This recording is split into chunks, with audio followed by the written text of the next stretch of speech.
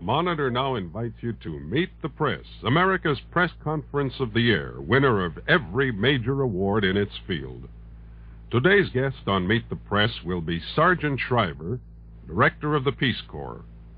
We will bring you today's program in a moment after this message. This is Ben Grauer. Today, no single station can afford to maintain the core of correspondence necessary to cover the widely scattered national and international scene. That's why this station's affiliation with the NBC radio network is important to you, the listener. For in addition to local news coverage, you get national and international developments firsthand by direct report from correspondents on the scene. These newsmen draw from their broad background of reporting, adding insight and interpretation. Another asset is NBC's exclusive hotline service, which can interrupt a program any time with news of special importance or with additional details on a major story. NBC's hotline means that in emergencies, you don't have to wait for regularly scheduled hourly newscasts. You are kept informed as the news breaks. This station, backed by the ever-alert service and staff of NBC Radio News, actually keeps you tuned to the world. Don't just dream about a dream house. Do something. Start collecting the down payment by buying Series Z United States savings bonds every month. In just 7 years and 9 months, you'll get back $4 for every $3 you invest. And saving is automatic when you buy bonds through the payroll savings plan where you work. Makes it easy to put away for a new home or retirement or a college education fund. So start saving for your future now with United States savings bonds. And now meet the press. Today's guest, Sergeant Shriver, Director of the Peace Corps. Our panel consists of Peter Braestrup, the New York Times, Peter Lithegor, Chicago Daily News, May Craig of the Portland, Maine Press Herald, and Ray Scherer, NBC News. Lawrence E. Spivak will moderate. Now, here is our moderator. This is Lawrence Spivak, inviting you to meet the press. Our guest today is the Director of the Peace Corps, Mr. Sergeant Shriver. Now, here's the first question from Peter Lithegor of the Chicago Daily News. Mr. Shriver, the Peace Corps caught on because it seemed to tap an unfulfilled sense of idealism or of national purpose among many young Americans. Have you found this sense sustained in the 9 months you've been in business? Oh, yes, I have. We're receiving applications from men of that caliber and women at the rate of about 1,000 a month. So I think it has been sustained. As you're all too aware, Mr. Shriver, there are a great many critics of the Peace Corps, among them former President Eisenhower, who's called it a juvenile experiment, and other people who say the program is naive, arrogant, and other things. How do you answer these people? Well, I think the best comment on the Peace Corps is the reaction of the foreign persons who have come in contact with it actually operating in the field. In every country where the Peace Corps is now in operation, we've been requested to send back more Peace Corps volunteers. One of these criticisms has been that there's no real need for the Peace Corps as a separate agency, that many church groups, missionary groups, CARE, and even the Point 4 program have had people doing the same kind of work that the Peace Corps people do. Now, why do you need a separate organization overlaying these others to do the work that they do? Well, in their words, there's so much work to be done that they need the help that we can give them without taking over their job at all. They want us in the field. We're working with CARE, for example. You mentioned CARE. We're working with many private agencies. We're helping them to do a better job. Mr. Shriver, you've been in business since March 1, 1961. You have about 532 volunteers overseas. What have your problems been since you got the Peace Corps underway, and what have you tried to do to solve them? Well, there have been a number of difficulties.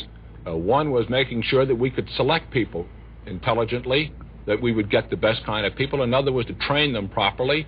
Another was to support their work overseas adequately. All of these things have required a great deal of skill, and I'm glad that a large number of dedicated Americans have come to Washington to try and help us solve those problems. At one point, Mr. Shriver, you asked industry and labor to grant employees leaves of absence and a certain amount of job security so they could join the Peace Corps and come back and get their jobs 2 years hence. Have you had enough cooperation from these groups? My information is that they haven't been too quick to grant their employees leaves of absence to serve their country in the Peace Corps. I don't know of a single case so far, Mr. Braestrup, where an employer has refused to grant a leave of absence. We haven't had an occasion to ask for many, but in several that we have asked, those leaves have been given. Mrs. Craig. Mr. Shriver, as you know, some senators are worried for fear the communists will infiltrate the Corps, and you promised to screen them carefully. How are you doing that? Well, in the first 6 or 8 months, Mrs. Craig, we required a full FBI field check on every volunteer before they went overseas, and we did do that. After Congress passed the legislation, we had to change that because Congress changed it. We now have the Civil Service Commission make the full field check, and if any security information comes out as a result of the Civil Service investigation, then that particular person's file is turned over to the FBI. Nobody goes overseas without such a full field check. Did you find that there was an attempt of that sort to infiltrate by communists? Not of any substantial nature. I can't think of any one case yet that has been thrown out on that ground. Do you require a loyalty oath? We require an oath of allegiance to the United States, the wording of which is specified in the basic Peace Corps law passed by Congress. Yes. Now, the President has said that they are not, the Peace Corps are not an instrument of diplomacy and not there for ideological conflict. But can they not speak up for the United States and our system, or is that dangerous? Of course they can speak up. But by speaking up, I don't mean to imply that I think it would be advisable for them to get up on a soapbox in a public park and give a speech. I think their work, for example, will speak for itself.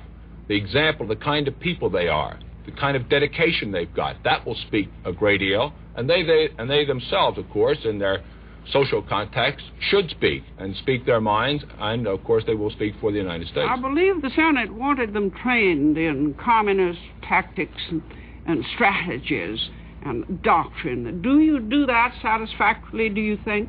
We do it.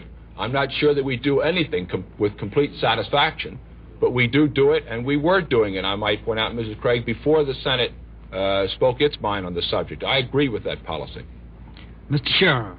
Referring again to President Eisenhower's comment on the Peace Corps that it was a juvenile experiment, if a man of such eminence and compassion for those abroad should make such a judgment, doesn't it mean that there's really widespread skepticism about the Peace Corps?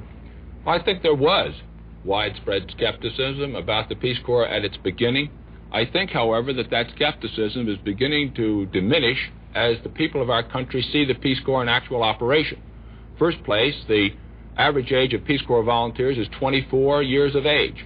Those are not just juveniles, I think. Second place is they're doing real work overseas, and they do only work that they're requested to do. So I think that the impression is perhaps disappearing a little bit. How do you account for the fact that the conservative right has been so charitable to the Peace Corps? So charitable? They've taken, a rather friendly attitude. Well, I think that the Peace Corps, in many respects, is conservative. We appeal to the spirit of personal initiative, to the spirit of volunteering to do something for your country. It's patriotic. These are some of the qualities that right-wing people look for in the American personality and character.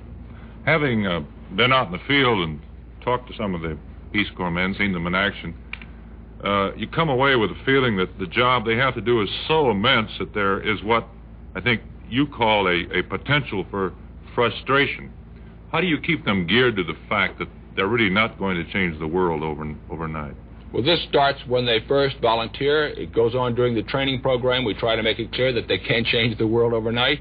Then overseas, we have effective leaders who continually repeat to them this kind of admonition and advice. And I think that in addition to that, we have people with great maturity in the Peace Corps, for the most part, and I think they're prepared that their work will not change the world overnight. What bugs have you found in it so far, now that they are out in the field? What things that have to be corrected? What changes would you make if you were starting it all over again? Well, we're emphasizing language instruction even more than we did from the beginning. From the very start, as you know, we've always emphasized that the people who went overseas had to know the language. Well, we're confirmed in that opinion, and we're going to improve the amount of language instruction that we give. That's one example. Mr. Shriver, if an American taxpayer said to you, the Peace Corps will spend $30 million this year, just what good is it going to do the United States to justify that cost? What's your answer to that? Well, number one, every one of those dollars, so to speak, is an investment in an American citizen. We're not giving away anything. We're not supplying money or dams or automobiles to foreign countries. We invest the money in a person who goes overseas and comes back. That person, when they return, I believe, will be a better American citizen as a result of this experience. Well, do you see the Peace Corps then as a permanent U.S. agency, as a permanent institution? Not necessarily, and I certainly wouldn't go that far at this time. I think that it's possible that the Congress would approve the continuation of the Peace Corps on the basis of success we have actually obtained in the field. Mr. Lissagore. Mr. Shriver, in that connection, I would like to ask you whether the Peace Corps might prove to be a nucleus for Foreign Service officers in the future. They will have language training. They will know something about the country. When they come back, will they get any priority if they want to enter the Foreign Service?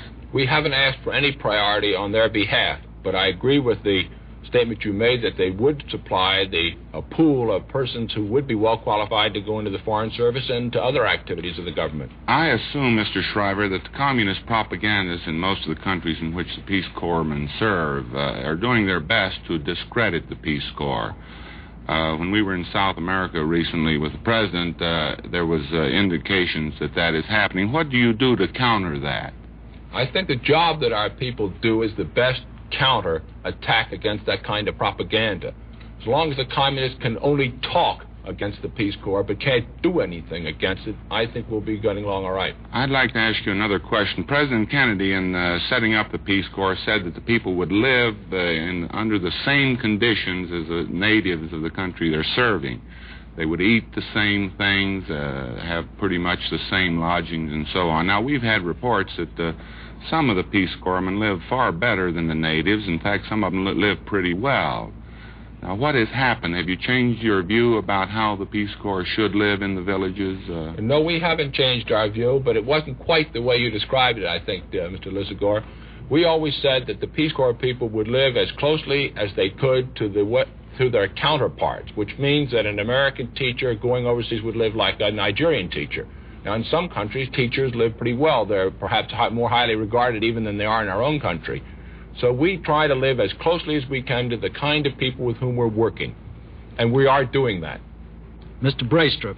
Mr. Shriver, how many volunteers do you want to have in training or overseas by next July, and how many more applications from across the country are you going to need to produce that many volunteers in training or overseas? Well, we expect to have somewhere between 2,000 and 2,500 persons actually in training or overseas by next July. We're now receiving applications at the rate of 1,000 a month. That would be plenty of applications to fulfill that goal. But I expect, personally, that the rate of applications will increase as the end of the academic year comes around and as people's contracts, for example, as teachers terminate in June, and as doctors' contracts terminate, interns, and so on. Mr. Shriver, this year you have $30 million to operate the Peace Corps. How much money are you going to ask for next year? Well, we haven't made up our mind on that because we're trying to base our request next year on actual operating experience in the field. I believe that if we can show that the Peace Corps has been a success in specific places, then we can build on that success. And I think Congress will approve that kind of a plan. Mrs. Craig. Mr. Shriver, some of our armed forces overseas had a lot of trouble with American women going around in short shorts and otherwise offending general opinion. One of your young ladies going to Ghana said she was not going to take slacks because in Ghana women didn't wear slacks. Now, tell me how you tell them about what they should wear in the different countries. Well, we have instructions, but they're not arbitrary instructions. They are advice about the fact that they should conduct themselves in a manner becoming in that particular country to which they're going. This is done verbally in lectures. It's also done in written form. I don't have the materials with me, but they're available. Well, this isn't a small thing, is it? Because if you offend against their taboos or customs, it might hurt your effort, wouldn't it? There's no question about it. One of the most important parts of our training program is the training in the history and culture and customs of the foreign country to which the people are going. Another thing that our armed forces found out was romances in foreign countries with the soldiers. Now, how are you going to handle that? Well, we've had a few romances in the Peace Corps already. As a matter of fact, I think we've had 3 weddings, and they've turned out very nicely so far, and there's no problem at all.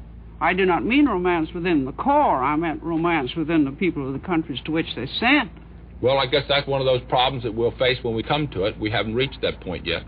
Missionaries have told me that they can be in those countries sometimes for 10 or 15 years and never know the secret taboos that they may have offended against. How do you handle that kind of thing? Well, I think it's only fair to say that there will be mistakes made by Peace Corps volunteers in various countries. We're dealing with human beings, and all human beings make mistakes.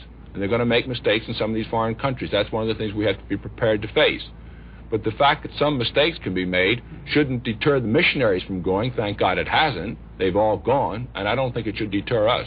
Do you think you have really delved into some of those very secret, mysterious taboos they have in those countries? Well, I haven't, no.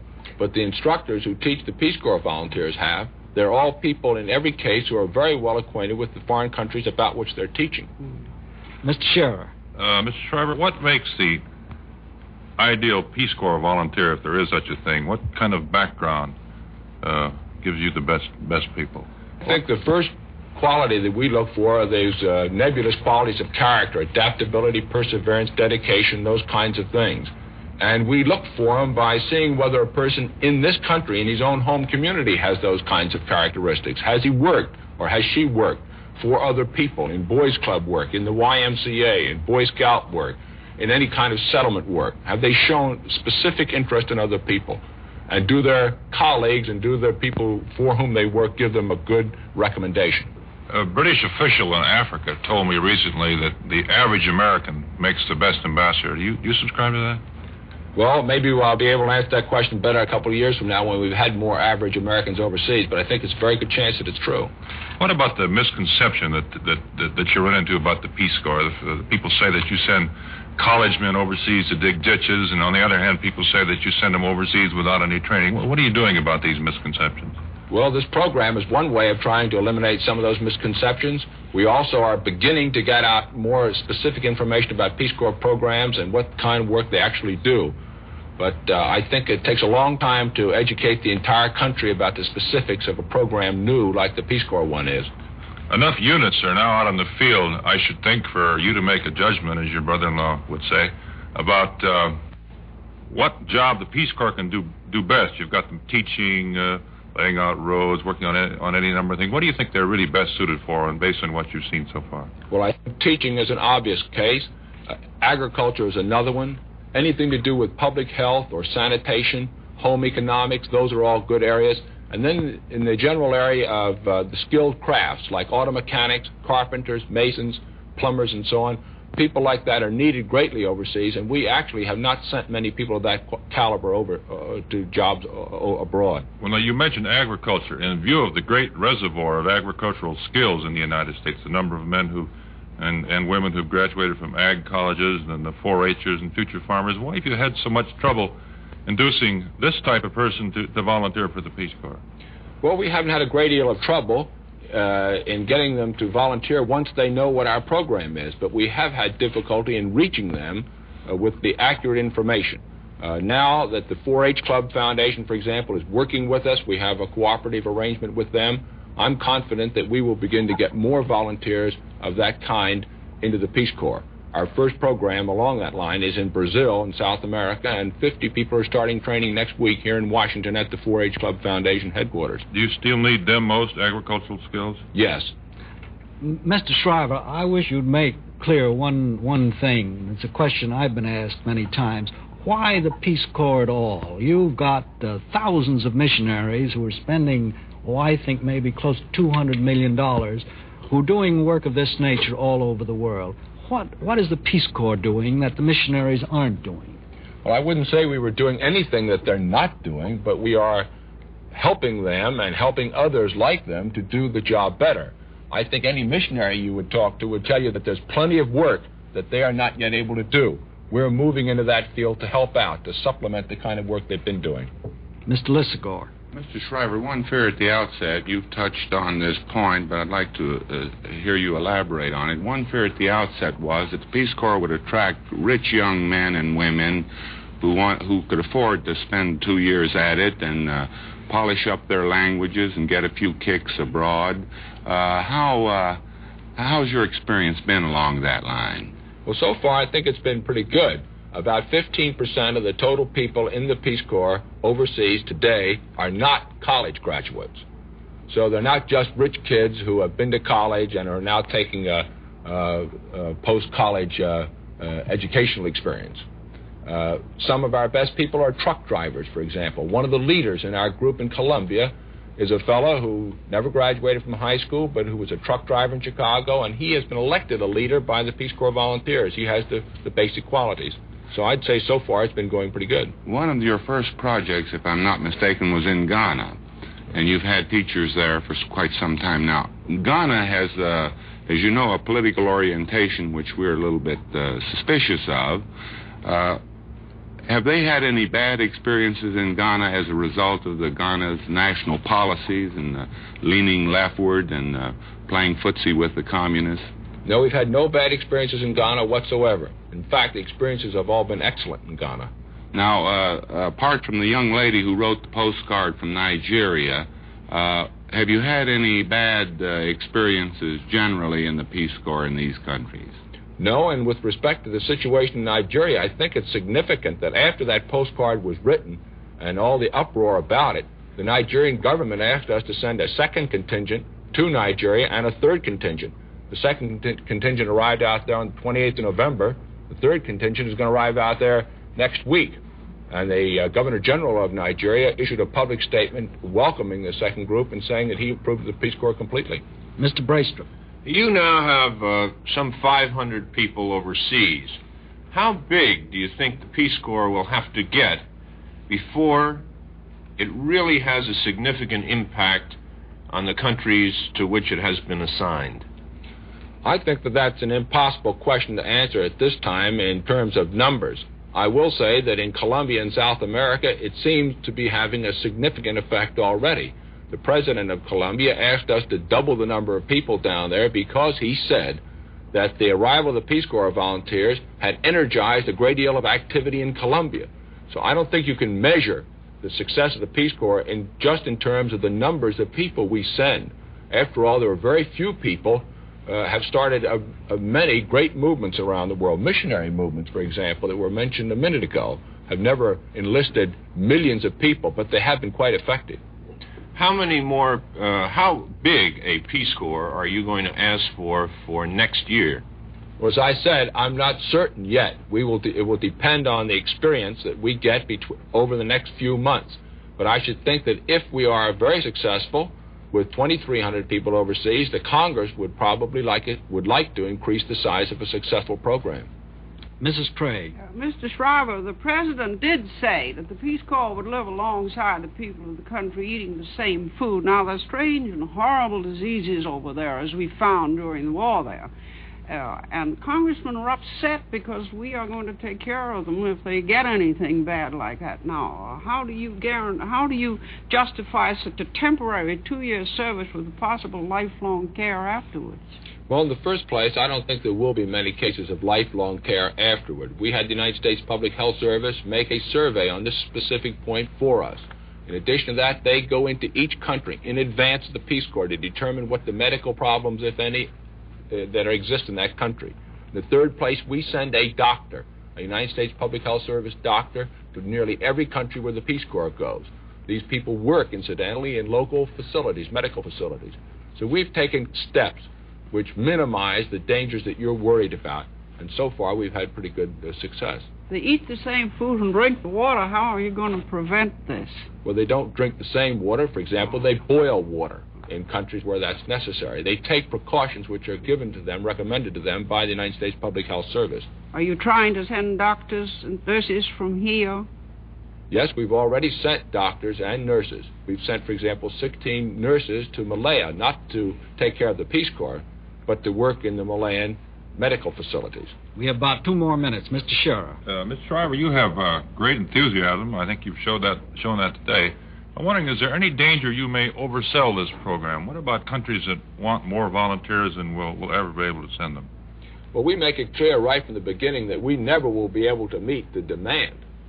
We've got requests at the Peace Corps headquarters today for 15,000 Peace Corps volunteers around the world.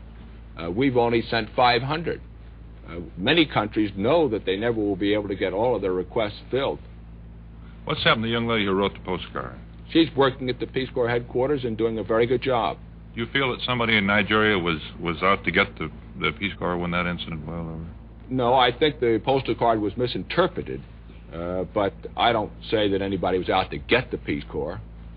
As a matter of fact, that meeting has been followed by another meeting at the same university at which the Peace Corps has been endorsed. Mr. Lissagore. Mr. Shriver, now that Adlai Stevenson has bowed out of the Illinois Senate race for the Democrats, there's been talk around Illinois that you might be a likely candidate. Have you been approached on this? No, I have not. How would you feel about it? I feel that it was too soon after taking on the Peace Corps job to go into something else. In other words, you would not now be interested in running for the Senate from Illinois? No, I wouldn't. Do I have time for one short question? It's hard for us to believe that the adventurous shine on going abroad among many Peace Corpsmen won't wear off in the boredom and frustration, as Mr. Scheer referred to a while ago, and in the harsh living conditions there. Have you found any people already becoming bored and frustrated? Has the attrition started, or don't you accept this premise? Well, I don't know about the premise, but the attrition has not started. Nobody has quit yet. We have brought some fellows home for medical reasons. Thank you. At this point, we're going to have to suspend our question. Thank you, Lawrence Spivak. In just a moment, we'll tell you how you can get a copy of this week's Meet the Press discussion. Saturn, to the ancient Romans a god, to astronomers the second largest planet, to space scientists, Saturn is a huge rocket designed to bear the burden of U.S. space missions after the turn of the year. It'll be a Saturn space vehicle that will take a 3-man crew to the moon and back, and that's some of the exciting news that I, Merrill Muller, hope to be reporting to you in the future. For news of today, covered clearly, concisely, and down-to-earth style, stay in touch with NBC Radio News on the Hour. You know, Americans are inclined to take a lot for granted, but to people in an undeveloped country, a good road, plumbing, and good farming methods simply do not exist. These young nations need help which you can provide as a member of the Peace Corps. The Peace Corps needs people who know how to design and construct farm buildings, farm management experts to plan the best use for the soil, farm mechanics to explain the care and maintenance of tractors, people experienced in vocational agriculture to teach in schools, engineers to develop irrigation systems. The list goes on, and your skills can help. That's why the Peace Corps wants you to volunteer. And don't count yourself out because you don't have a college degree. With the Peace Corps, your 4-H Club and Future Farmers of America experience is just as important. For more information, write to the Peace Corps, Washington 25, D.C. Volunteer your services to the Peace Corps. Remember, your skills can help. That address again, the Peace Corps, Washington 25, D.C. Now, more details on Meet the Press. Today's guest was Sergeant Shriver, Director of the Peace Corps, and the panel consisted of Peter Braystrup, New York Times, Peter Lissagore, Chicago Daily News, May Craig, Portland Press Herald, and Ray Scherer, NBC News. For a printed copy of today's Meet the Press interview, send 10 cents in coin and a stamped self-addressed envelope to Merkle Press, M-E-R-K-L-E, Merkle Press, 809 Channing Street, Northeast Washington, D.C. Meet the Press will be heard again next week at the same time, when the guest will be Alan Dulles, the former director of the CIA.